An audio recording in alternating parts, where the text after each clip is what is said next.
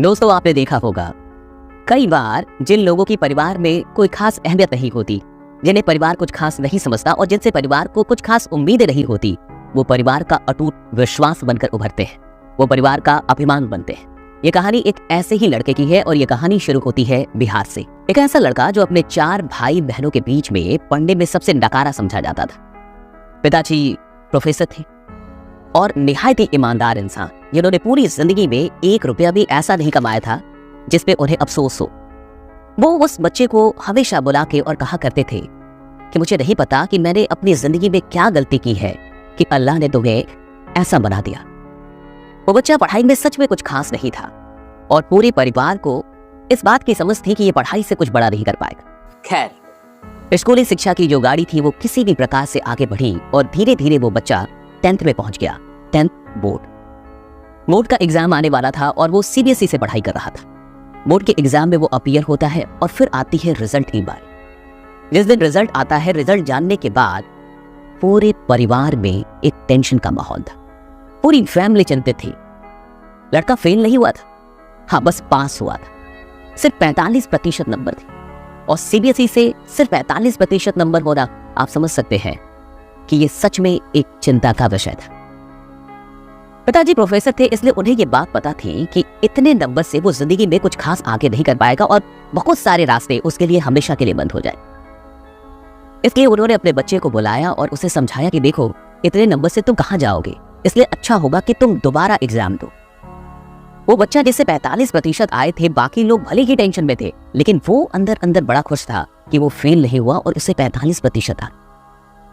खैर, पिताजी के बहुत बार समझाने के बाद, खुद मनाने के बाद वो बच्चा तैयार हुआ कि अगली बार यानी कि नेक्स्ट ईयर वो फिर से बोर्ड का एग्जाम देगा। होता बिल्कुल ऐसा ही है। वो थोड़ी सी तैयारी करता है और फिर अगले साल बोर्ड का एग्जाम देता है और फिर से रिजल्ट की बारी आती है और इस बार जो रिजल्ट आता है वो पूरे परिवार को खुश कर देता है। 70% नंबर आते हैं और परिवार के लिए ये 70% नहीं था, यह बिल्कुल 100 में 110 के बराबर था। पूरे मोहल्ले में मिठाइयां बढ़ती हैं, सब लोग बहुत खुश। लेकिन पिताजी को ये बात मालूम थी कि आखिर इस बच्चे की क्षमता क्या है और ये आगे क्या कर सकता है। अब यहां से 2 लाइनें थी जो कि भारत में हमेशा बहुत ही आम तौर पे देखी जाती है। पहला कि मेडिकल की तरफ चल जाए लड़का, या तो फिर इंजीनियरिंग की तरफ चल जाए। मेडिकल ऐसे भी टफ चीज थी, इसलिए उसे आप हटा ही दे। बात आई इंजीनियरिंग की तो उनके वालिद को लगता था, उनके पिताजी को लगता था कि इंजीनियरिंग इससे नहीं होगी, ये बीच में ही छोड़ देगा। इसलिए वो एक दिन अपने बच्चे को बुलाते हैं और उससे कहते हैं कि देखो, मुझे ऐसा लगता है कि तुम इंजीनियरिंग नहीं कर पाओगे, तो अच्छा होगा कि तुम डिप्लोमा में एडमिशन करा, डिप्लोमा इंजीनियरिंग। और इससे ये होगा कि अगर तुम इसे पास कर जाते हो तो तुम्हें नौकरी भी मिल जाएगी। बच्चा क्या करता, बस उसने सुना और उसके हाथ में कुछ भी नहीं था। बिल्कुल उसकी स्थिति ऐसी थी कि मरता क्या नहीं करता। उसे हर्ट हुआ, उसका ईगो हर्ट हुआ, लेकिन उसने कुछ भी नहीं बोला और बिल्कुल शांति के साथ अपने पिता की जो भी बातें थी वो मान ली। वो डिप्लोमा के एंट्रेंस एग्जाम में बैठता है और बारी आती है रिजल्ट की। डिप्लोमा के इस एंट्रेंस एग्जाम में उसका पास ना होना सबको फिर से चिंतित करता है। वो पास नहीं होता और पिताजी इस बात से थोड़े से दुखित होते हैं। नाम उसका वेटिंग लिस्ट में चला जाता है, लेकिन पिताजी प्रोफेसर थे और किसी भी प्रकार से उसे ये मौका मिल जाता है कि उसका एडमिशन हो जाए और फाइनली वो डिप्लोमा करने चला जाता है। धीरे धीरे वो डिप्लोमा की पढ़ाई करता है, वहां से पास होता है और पास होने के बाद उसे नौकरी भी मिल जाती है। वो नौकरी करने लगता है और नौकरी करते हुए उसे 3 साल बीत जाते हैं। यहां से कहानी के अंदर एक टर्निंग पॉइंट आती है। जब 3 साल नौकरी को बीतते हैं, उसके बाद उस बच्चे को ऐसा लगता है कि मैंने अपनी जिंदगी में कुछ भी अभी तक नहीं किया है। उसे ऐसा लगने लगता है कि ना तो मैंने कोई बड़ा एग्जाम दिया, ना तो मैंने कुछ खास किया, मतलब मुझे जिंदगी जहां उठा के रख दी है मैं वहीं पे बैठा हुआ, यानी मैं कुछ कर ही नहीं रहा। और 3 साल के बाद जब बच्चे को ये महसूस होने लगता है तो वो लड़का अपने पिताजी को कॉल करता है और कॉल करके उनसे ये बातें कहता है, लेकिन उससे पहले वो ये तय कर चुका होता है कि उसे करना क्या है। वो सारे ऑप्शंस तलाशता है, इंजीनियरिंग और मेडिकल। वो जीवन के एक ऐसे स्टेज पे था जहां से इन दोनों का रास्ता बंद हो चुका था। अब उसके पास 2 और ऑप्शन थे। पहला कि वो कैट का एग्जाम देके MBA करने चला जाए, या तो एक और ऑप्शन था, वो था UPSC का। बिहार के युवाओं के खून में यूपीएससी है और बिहार के अंदर सिविल सेवाओं की परीक्षा अगर आप पास कर लेते हैं और आईएएस या आईपीएस बन जाते हैं तो एक अलग ही इज्जत है, एक अलग ही सम्मान है। वो बच्चा सोचता है कि मुझे सिविल सर्विसेज करना है और इतना कुछ सोचने के बाद, इरादा तय करने के बाद वो अपने वालिद को कॉल कर रहा है और वो कॉल करके अपने पिताजी से ये बात कहता है कि मुझे यूपीएससी की तैयारी करनी है पिताजी, मैं सोच रहा हूं कि मैं सिविल सेवाओं के अंदर जाऊं। पिताजी को लगता है कि अभी तो मैं खुश हुआ था कि बेटा नौकरी कर रहा है, 3 साल हो गए हैं, यहां सेटल हुआ है तो आगे की कुछ बात होगी, और ये क्या हो गया इसको। वो फिर से टेंशन में चले जाते हैं कि अभी थोड़ा खुश हुआ ही था, अभी थोड़ी राहत मिली ही थी कि ये क्या बात करने लगा।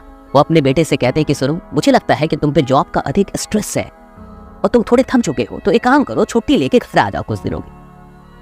लड़का बिल्कुल ऐसा ही करता है, छुट्टी लेके घर आ जाता है और जब वो घर पहुंचता है तो फिर से घर के अंदर ये बात चलती है कि नौकरी छोड़नी है और यूपीएससी की तैयारी करनी। पिताजी उससे पूछते हैं कि कहीं ऐसा तो नहीं है कि तुम्हारा कोई दोस्त यूपीएससी की तैयारी करने वाला है और तुम्हें ऐसा लग रहा है कि उसकी सोहबत में जाके तुम भी यूपीएससी निकाल लोगे।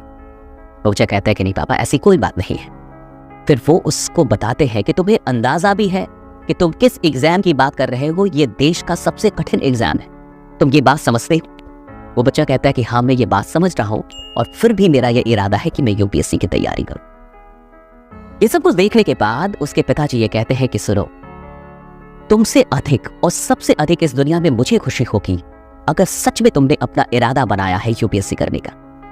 लेकिन एक बात जान लो, कहीं ऐसा ना हो कि तुम जाओ तैयारी करने और 2 से 3 महीने के बाद तुम्हें ऐसा लगने लगे कि तुमसे ये नहीं होगा और फिर पता चले कि तुम ना इधर के रहे ना उधर के रहे, यानी नौकरी भी गई और फिर तुम्हें ऐसा लगे कि तैयारी भी नहीं हो पाएगी, तुमसे हो भी नहीं पाएगा। तो ये कंडीशन नहीं आनी चाहिए। बच्चे को सारी बातें समझ में आती है और वो फाइनली ये इरादा कर चुका होता है कि मुझे यूपीएससी की तैयारी ही करनी है।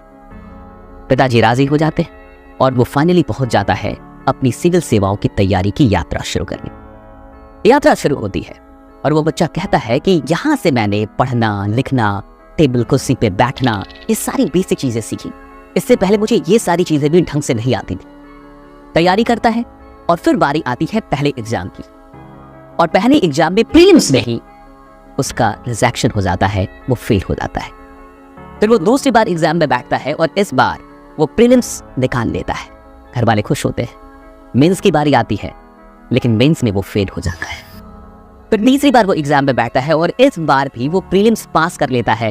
फिर उससे मेंस में पहुंचता है। घर वालों को लगता है कि अब कुछ हो जाएगा, लेकिन इस बार भी वो मेंस में फेल हो जाता है।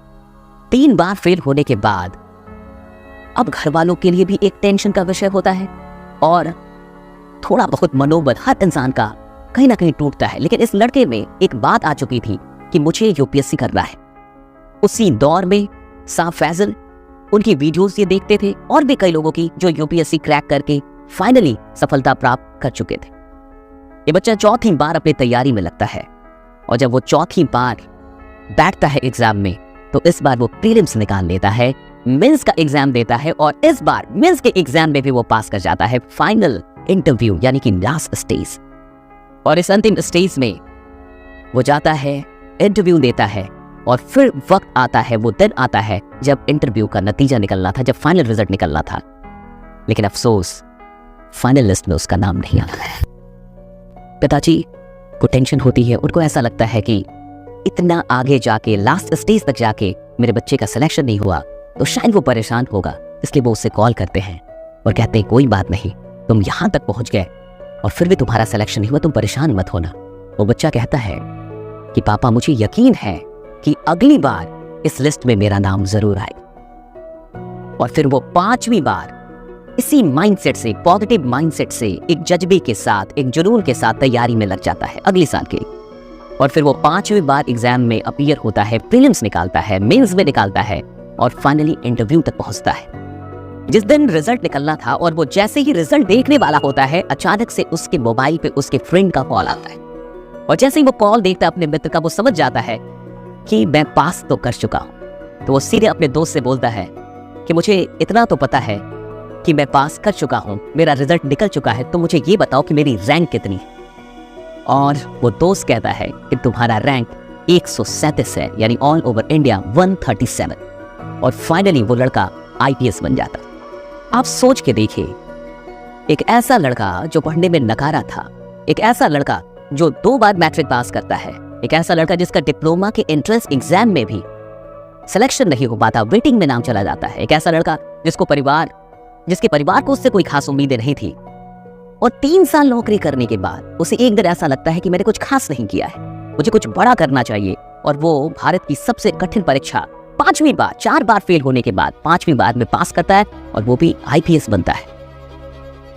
इस कहानी से एक शिक्षा मिलती है कि आप क्या है अभी मायने ये नहीं रखता, आपको क्या बनना है, और जो कुछ भी बनना है उसके लिए आपको विश्वास करना है। गौहर हसन आज एक प्रेरणा है। 2019 में उन्होंने ये परीक्षा पास की, और आज गौहर हसन की कहानी, उनकी सफलता की कहानी लाखों बच्चों को प्रेरित कर रही है। मैं आपसे भी यही कहूंगा, अगर आप किसी परीक्षा की तैयारी कर रहे हैं, अगर आपका भी बोर्ड एग्जाम आने वाला है, या फिर आप कुछ भी जिंदगी में जो कुछ भी हासिल करना चाहते हैं, खुद से कभी भी निराश मत होइएगा, खुद पे विश्वास रखिएगा, यकीन रखिएगा। और एक बात समझिए, गौहर एक बहुत अच्छी बात बताते हैं कि उनके पिताजी ने कहा कि उर्दू सब्जेक्ट ले लो, और वो कहते हैं कि जब उन्होंने मुझे उर्दू का सलाह दिया तो उस समय मुझे उर्दू की स्पेलिंग भी नहीं आती थी, मुझे कुछ भी नहीं आता था, लेकिन बहुत वक्त लगा। वो कहते वक्त लगा, लेकिन एक दिन ऐसा आया कि ऑल ओवर इंडिया में उर्दू में सबसे अधिक मार्क्स उनके थे। इंसान अगर सीखने पे आ जाए, अगर इंसान सच में कमिटमेंट ले ले, तो कुछ भी सीख सकता है। मैं आप सबसे कहूंगा, हार मत मानिएगा, गिव अप मत कीजिए। अगर आपके दिल से कुछ बात निकलती है और आपको ऐसा लगता है कि आप कहीं और के लिए बने हैं, तो कोशिश जरूर कीजिएगा। बिना कोशिश के हार मानना सबसे बड़ी कायरता है। कोशिश करके हार जाए, ठीक है ना, अफसोस तो नहीं होगा, लेकिन बिना कोशिश किए हार जाए, इससे बड़ी कायरता क्या है। ये वीडियो अगर आपको अच्छी लगी हो, ये कहानी अगर आपको सच में बढ़िया लगी हो, और आपके दिल को ये कहानी छू गई हो, तो इस कहानी को हर उस स्टूडेंट तक पहुंचाइए, हर उस युवा तक पहुंचाइए जो सच में अपनी जिंदगी में अपने लक्ष्य के लिए प्रयास कर रहा है और कुछ बड़ा हासिल करना चाहता है।